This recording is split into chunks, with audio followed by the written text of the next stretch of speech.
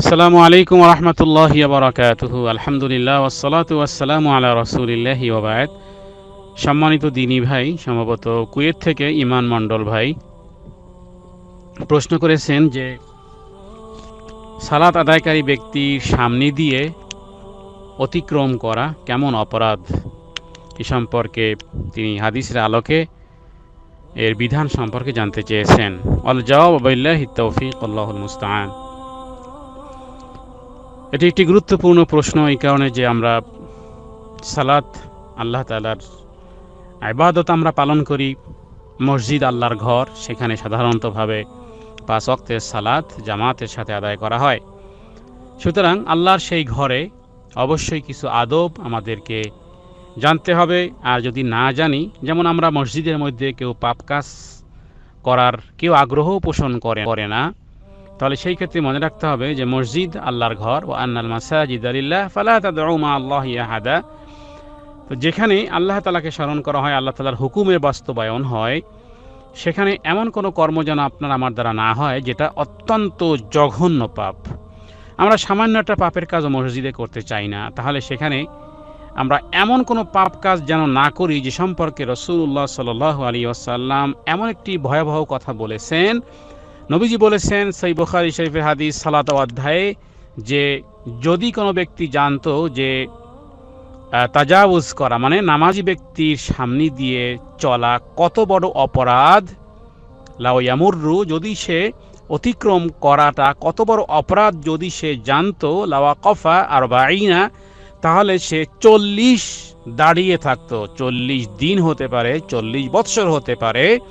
তার মানে যদি সে জানতো যে নামাজি ব্যক্তির সামনে দিয়ে পথ চলা কত বড় পাপের কাজ, কত বড় অন্যায়মূলক কাজ, যদি সে জানতো, তাহলে নামাজি ব্যক্তির সামনে দিয়ে সে কখনোই পথ চলতো না, যদিও হোক না 40 পার হয়ে যায়। মানে হতে পারে 40 বৎসর, হতে পারে 40 দিন, হতে পারে 40 ঘন্টা। তাহলে কত বড় অপরাধ, যা আমরা অনায়াসেই অনেকেই করে ফেলি এবং এটাকে অনেকে অপরাধ বলেই মনে করি না। তাহলে নবীজি বলছেন যদি সে জানতো। আপনি যদি জানেন যে আমি যদি এদিকে যাই তাহলে আমি একটা আগুনের কূপে পড়ে যাব, তাহলে আপনি কখনোই তার দিকে যাবেন না। আপনি যদি জানেন যে এই পথে গেলে আমি পানিতে পড়ে যাব, তা আপনি কখনোই সে পথে যাবেন না। নবীজি বলেন যদি সে জানতো তাহলে সে দাঁড়িয়ে থাকতো।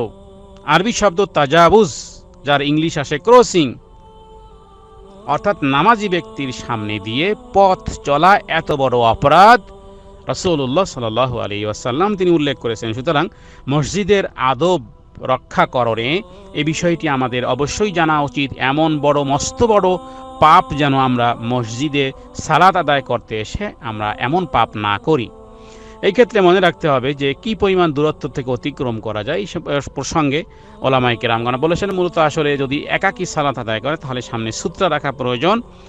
আর সূত্রা মূলত নামাজি ব্যক্তির সেজদা থেকে আরও 1 হাত বা আধা হাত পরিমাণ, সেজদার থেকে দূরত্বের এই পরিমাণ জায়গাতে তিনি সূত্রা রেখে যদি সালাত আদায় করেন, এই সূত্রার সামনে থেকে অতিক্রম করলে এই গুনাহ হবে না। সুতরাং এ বিষয়ে সালাত আদায়কারী তিনিও যেন এই সূত্র সম্পর্কে জানেন, আর যারা অতিক্রম করবেন তারাও যেন এ বিষয়টি জানেন।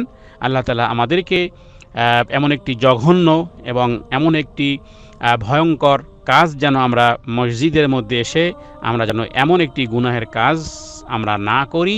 আমরা যেন সালাতের মসজিদের এই আদবগুলো আমরা জেনে সেই অনুযায়ী আমরা যাতে করে পরহেজ করতে পারি।